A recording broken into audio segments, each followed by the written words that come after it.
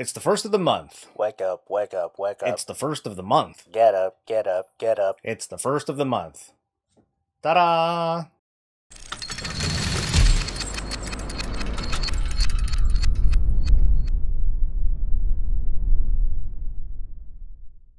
Hey, it's Soul. It's September 1st, 2017. This is Warcraft Weekly. This is Bob. Hey. And let's get right to it. I hope everyone has had a good week so far. 7.3 is out. People are going off to Argus, and you know what that means? Bitchin'. A lot of it. My week went pretty decently. Did a lot of farming, did a bit of exploring. Even though I did a lot of stuff on the PTR already, it still felt like a relatively fresh and new experience. Most of what's going to go on in today's weekly is going to be a lot of reactions to 7.3, the content, the cutscenes. Oh my god, the cutscenes. Amazing. And we're going to cover a little bit of feedback that came from earlier videos because there were some really cool conversations that took place. Of course, as always, if you're inclined, feel free to share your story.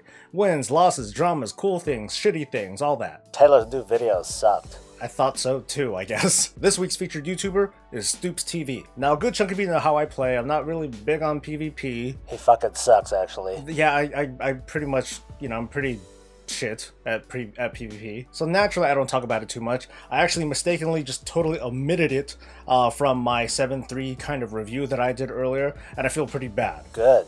Thankfully, one of you good folks had suggested this channel to me, and I was like, oh, thank goodness, someone who's talking about PvP in a much better breadth than I ever could. StoopzzTV is pretty much all about PvP, complete with commentary and like the super loud voice, oh my god, smash that like, and oh my god, get all crazy. Yeah, that's you. Yeah, that's, you know, that's clearly not my thing. But it's his thing. He does it in spades, he does it well, and he's worth taking a look. He's fun. Check him out, let him know that I sent you, and otherwise, you know, see if you like him. Well, first I want to ask all of you, if you know anyone who has 10,000 or less subscribers, to send them my way. I'll take a look at them, and maybe I'll feature them in a future video. Anyway, I wanted to talk really quick about what I'm doing on Twitch and on YouTube Gaming. I know I was saying for a while that, oh my god, I'm going to start streaming exclusively over at Twitch and all that, and I was saying that for like almost a month or so, and then after like one day, I was like, the fuck am I doing? You have like no resolve. I know. So I'm gonna go back to what I was doing. I'm gonna be streaming on both Twitch and YouTube Gaming at the same time.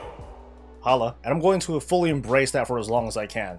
Don't like Twitch, don't like YouTube, or, well, if you don't like YouTube, what are you watching? What the fuck are you watching this for, right? Uh-huh. But if you're a big fan of watching through Twitch, cool, go ahead. After putting actual thought into this, yes, actual thought, there's no sense letting any of you go or otherwise delaying you from being a part of the conversation if you happen to be browsing through Taylor Swift videos and, you know, you're like, oh, let me click on this guy really quick. So like I was saying before, you know, this video is pretty much going to be all about you folks and all of your reactions to what's been going on this week. And then, of course, I'm going to have my personal feedback and, you know, some banter or rambling here and there. I made a video that's a kind of sort of review on Legion for brand new players. Or in other words, if anyone has asked you, or if you've seen a thread or something like that where they're like, so should I play Legion? Is it like any good?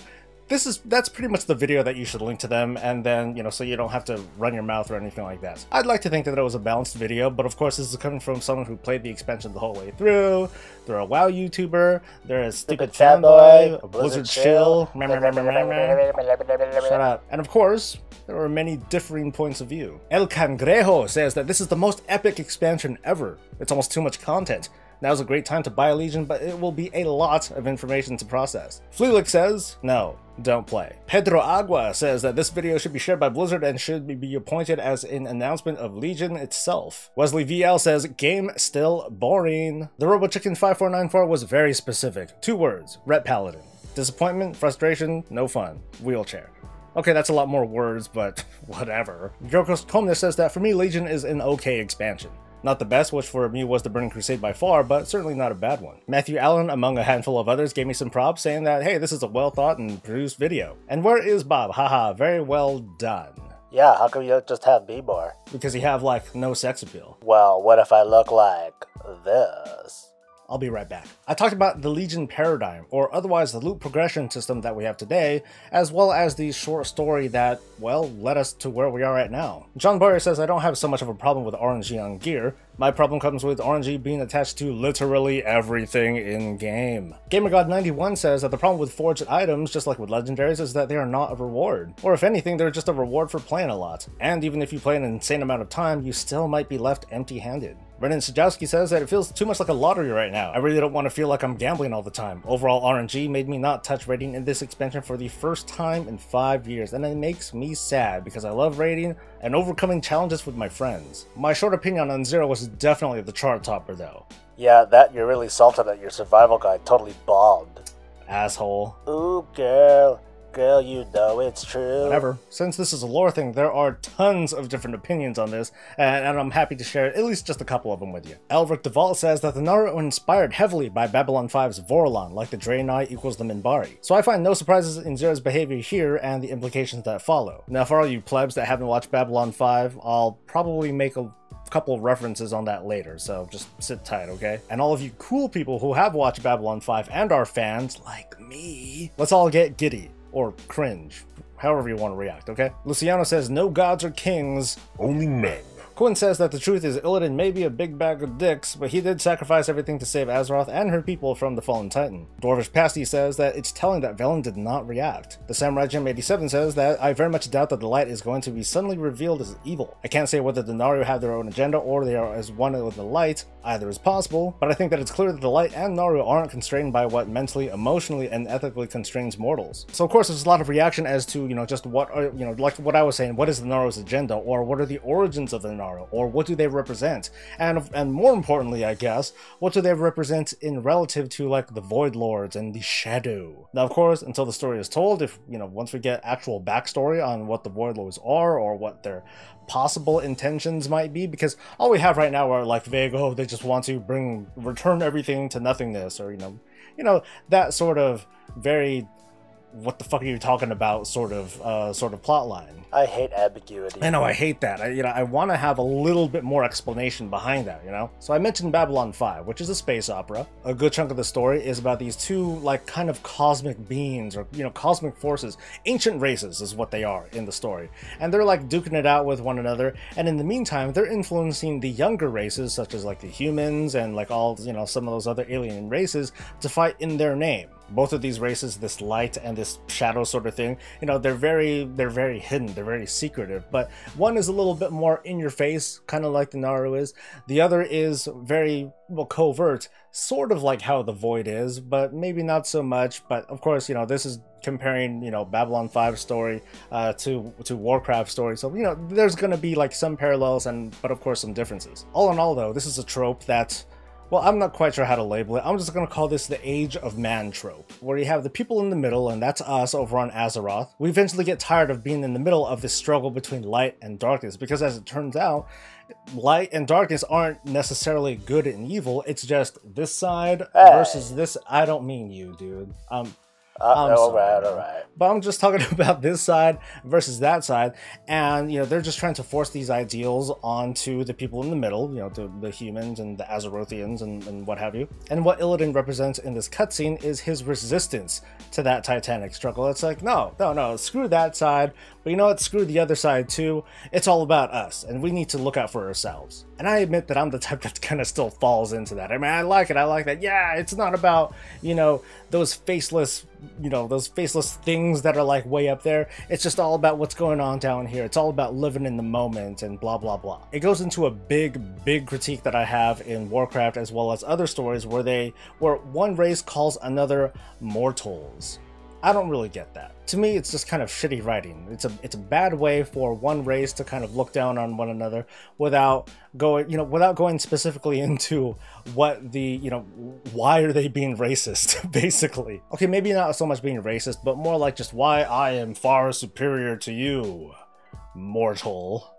For me, it just doesn't work, because clearly, I mean, at least as a reader, well, looking at Chronicles and everything's killable. Titans have died, people have died, Night Elves have died, these long-lived races, dragons have died, and all that. And now, according to Alex Straza, oh, this is the Age of Mortals.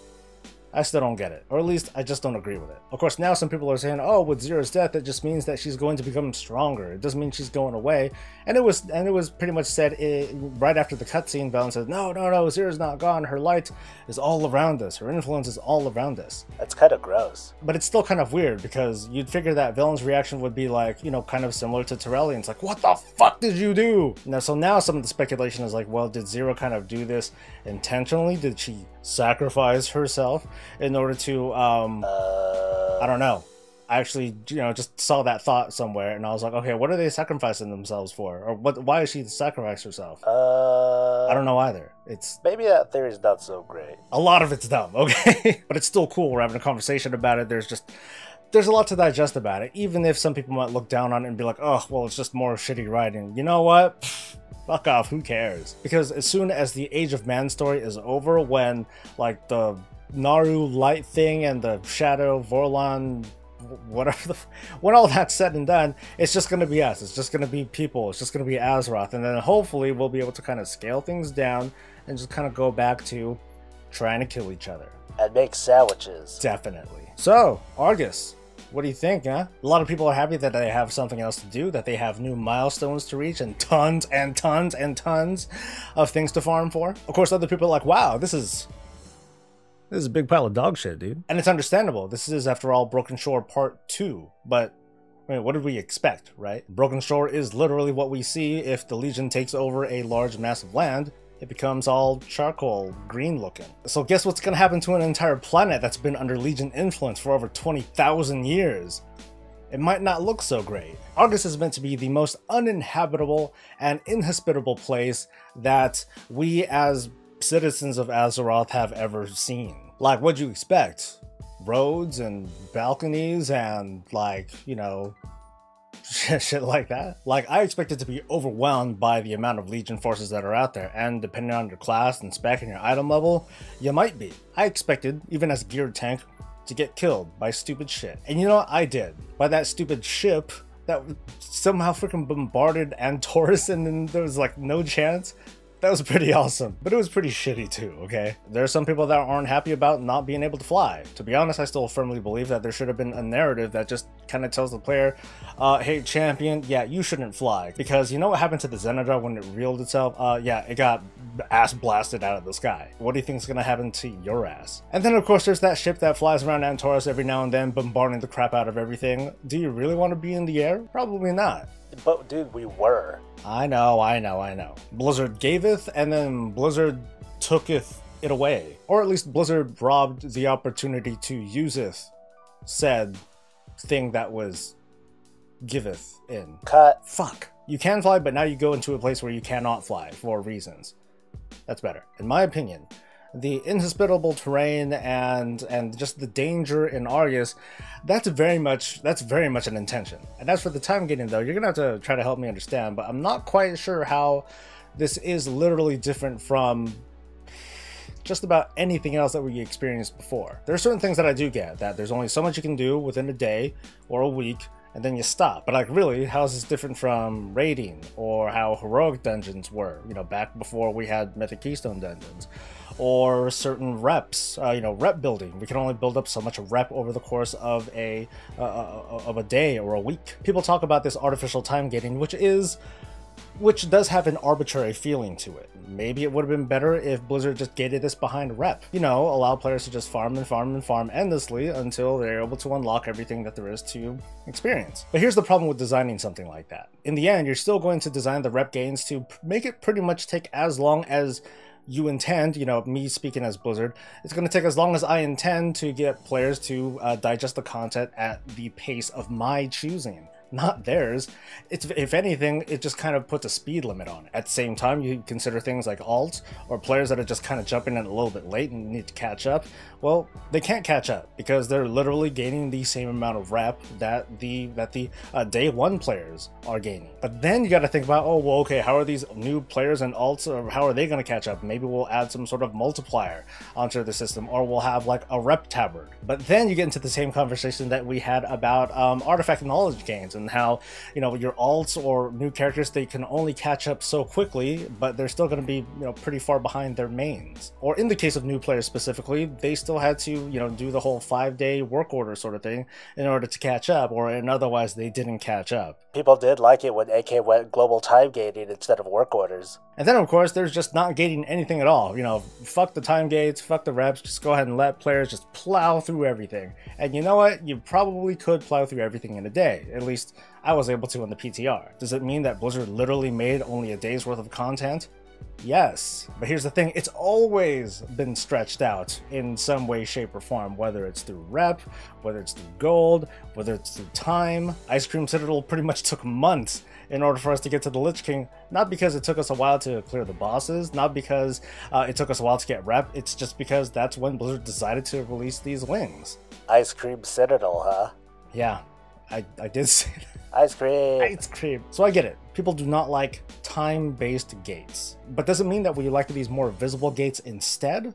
I don't know. I mean, feel free to share your thoughts. For me, someone who kind of deep dives into these systems and tries to understand them, but pulls back and just tries to enjoy the experience as it is, I'm fine. It's because it's not that different. So I believe in the content. I like it. And I also understand there are people who don't believe in it and don't like it. They don't like doing this sort of farming. They don't like not being able to, you know, fly around and very quickly do things. But of course, at the same time, there are people who want to have like long-tailed content. They don't want to just have to, you know, race to the next gate, you know, over and over and over again. The moral of the story here is that players like different things.